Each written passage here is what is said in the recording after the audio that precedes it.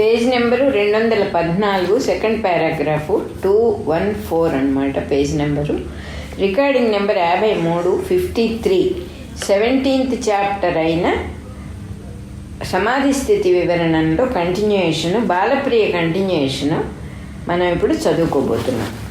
అట్లయినచో తప్పు చేయుచున్నంత మాత్రమున అష్టావక్రునకు ఆత్మజ్ఞానము లేదు అని తాపసి ఎట్లు తలచి ఉండును? అతనికి ఆత్మజ్ఞానము లేకున్నను ఆమె అతనిని తత్వమును గూర్చి ప్రశ్నించుట సమంజసమే. అతనికి ఆత్మజ్ఞానం ఉన్నచో ఆమె ఆత్మను గూర్చి ప్రశ్నించినంతనే అతడు స్వరూపమును స్మరించి తాను చేయుచున్నది తప్పని తంగణుని పుత్రుని వలె గ్రహించి వెంటనే గర్వమును వీడి సాధుత్వమును పొందును. అతనికి ఆత్మజ్ఞానము లేకున్నచో అతడు ఓడింపబడి తన అజ్ఞానమును తెలుసుకొని పశ్చాత్తాపమును పొంది మంచి మార్గమునకు రావచ్చును. అంతేకాక తత్వమును తెలుసుకోవలయునని ప్రార్థింపవచ్చును కూడా. మరి వరుణుని పుత్రుడే ఇట్లు ఆత్మను గూర్చి ప్రశ్నించి ఉండవచ్చును కదా. కానీ అతని సందర్భము వేరు. అతడు సభలో పండితులనందరను వాదమునకు పిలచెను. అందరూ అన్ని శాస్త్రములలో పండితులై ఉండరు. అందరూ అన్ని శాస్త్రములలో పండితులై ఉండరు. ఎవడు ఏ శాస్త్రములో పండితుడనని ప్రకటించుచున్నాడో వానిని ఆ శాస్త్రమునందే జయించవలెను. మరి ఒక శాస్త్రమునందు ప్రశ్నించినచో నాకు అది తెలియదు, నేను నేర్చిన శాస్త్రమునందు నన్ను జయింపుము అని ఎవడైనను ఎదుర్కొనును. అందువలన వరుణపుత్రుడు ఆ పండితులను వారు నేర్చిన శాస్త్రములయందే తర్క నైపుణ్యముతో జయించెను. అష్టావక్రునితో వాదము కూడా అట్లే జరిగినది. అప్పటికి అతని యందు ఆత్మజ్ఞానము లేదు అని ఊహించుటకు కూడా అవకాశము ఏర్పడలేదు. అప్పటికి అతడు తండ్రిని తక్కిన పండితులను దుస్థితి నుండి తప్పించుటకే పూనుకొని ఉన్నాడు. అది కేవలము ధార్మికమైన గొప్ప సంకల్పము. అప్పుడతడు ధర్మవీరుడుగా ఉన్నాడు. అట్టి ధర్మవీరునకు ఆత్మజ్ఞానం ఉండదు అని అతడు ఊహించి ఉండడు. ఒకవేళ అతడు తత్వమును గూర్చి ప్రశ్నించినచో అష్టావక్రుడు అప్పటి పరిస్థితిలో అది నాకు తెలియదు, నేను నేర్వని శాస్త్రమునందు నీవు నన్ను ప్రశ్నింపరాదు, తర్కమునందు నీవు పండితుడనని పండితులనందరూ జయించితివి, ఆ తర్కమునందే నేను నిన్ను జయించి తిని, కావున నీవు ఓటమిని అంగీకరింపవలసినదే అని చెప్పగలడు. అందువలన వరుణపుత్రుడు తర్కములో ఓడినంతనే ఓటమిని అంగీకరించెను. వరుణపుత్రుడు పండితులనందరూ తెచ్చి అప్పగించినంతనే అష్టావక్రునకు గర్వం ఆవేశించెను. అందువలన అప్పుడు అతడు తానే సర్వజ్ఞుడనని, తనకన్నా మించినవాడు లేడని భావింపజొచ్చెను. ఆ సమయంలో తాపసి వచ్చి తత్వమును గూర్చి ప్రశ్నించెను. అతడు అప్పటికి గురు శుశ్రూష చేసి ఆత్మ తెలుసుకొనలేదు.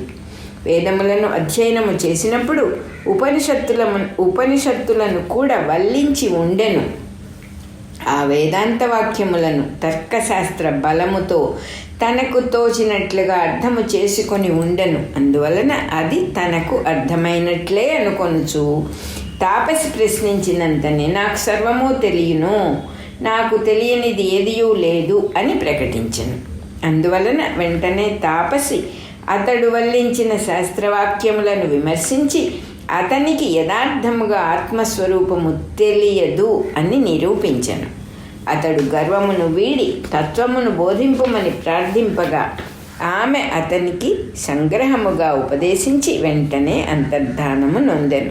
ఆమె యొక్క రాకపోకలను పరిశీలించినచో ఆమె కేవలము అష్టావక్రుని యొక్క గర్వమును తొలగించి అతనికి తత్వమును తెలుసుకోవలయును అను శ్రద్ధ కలిగించుటకే వచ్చెను అని స్పష్టము. ఇంద్రాదులకు గర్వము కలిగినప్పుడు త్రిపురాదేవి సాక్షాత్కరించి వారి గర్వమును హరించి వారు పశ్చాత్తప్తులైన తరువాత అనుగ్రహముతో తత్వమును ఉపదేశించినది. అట్లే ఇప్పుడు కూడా అష్టావక్రుని యొక్క పూర్వపుణ్యము ఫలించి త్రిపురామహేశ్వరియే ఈ తాపసిని పంపి అతని గర్వమును హరించి తత్వజిజ్ఞాసను కలిగించి అనుగ్రహించనని తలపవచ్చును. ఈమె కాషాయాంబరములు ధరించి ఉన్నట్లు వర్ణింపబడినది.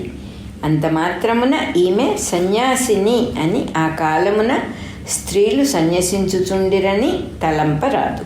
సీతాదేవియు వాల్మీకి ఆశ్రమమున కాషాయ వస్త్రములు ధరించి ఉండెనని రామాయణములో చెప్పబడి ఉన్నది. కానీ ఆమె సన్యాసిని అని చెప్పబడలేదు. కాషాయ వస్త్రములు విరాగమునకు చిహ్నములు. విరాగము కలవారెవరైనను వానిని ధరింపవచ్చును. సన్యాసము విశిష్టమైన వ్రతము. అన్ని వ్రతములకును అందరును అధికారులు కారు. వేద ధర్మమున సన్యాస వ్రతము సర్వోత్కృష్టమైన ధర్మము.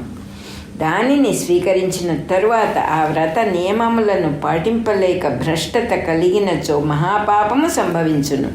దానిని ఆరూఢ పతనము అందురు. చెట్టును ఎక్కునప్పుడు చిట్ట చివరి కొమ్మపైకి పోయి పడిన వానికి శరీరమే భగ్నమగును. వాడు మరల లేవలేడు.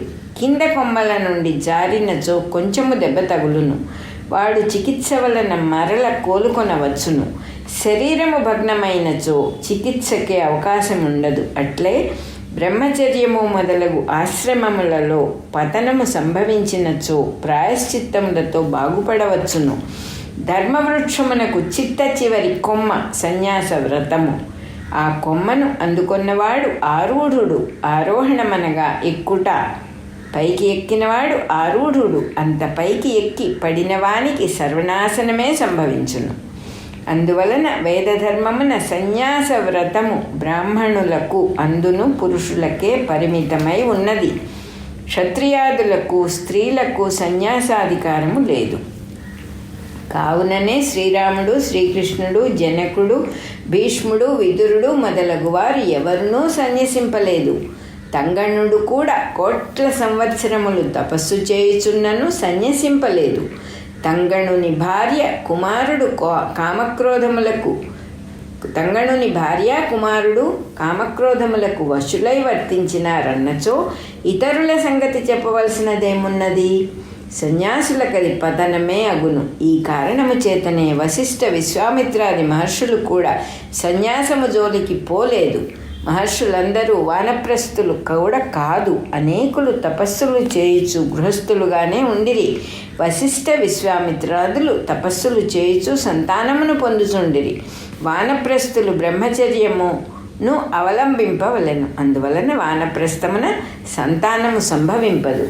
గృహస్థులైన మహర్షులకు పుత్రికలు కలిగినప్పుడు సాధారణముగా తగిన వరులకిచ్చి వివాహము చేయుచుండిరి. ఆ కన్యకల మనస్సు యొక్క శరీరముల యొక్క దారుఢ్యమును అనుసరించి యోగ విద్య కూడా నేర్పుచుండిరి.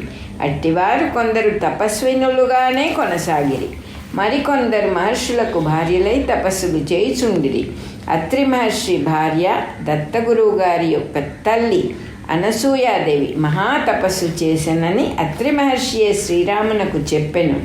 అట్టి తాపస స్త్రీలలో కొందరు యోగసిద్ధులనే కాక ఆత్మజ్ఞానమును కూడా పొంది ఉందురు. అష్టావక్రుని జయించిన ఈ తాపసి అట్టి సిద్ధురాలే.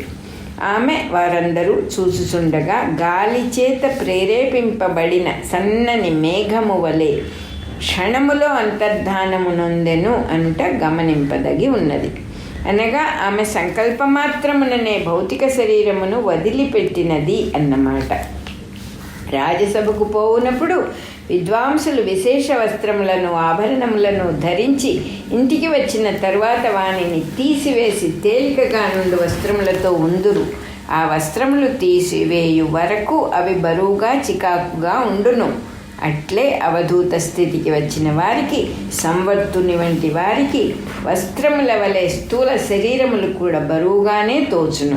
అందువలన వారు ఎప్పుడైనను జనులతో వ్యవహరింపదలుచుకున్నప్పుడు అప్పటికి తగిన శరీరమును వేషము వలె ధరించి ఆ పని ముగిసినంతనే ఆ శరీరమును పంచభూతముల యందు లీనము గావించి సూక్ష్మములు దివ్యములు అయిన శరీరములతో దేవతల వలె యథేచ్ఛగా విహరించుచుందురు.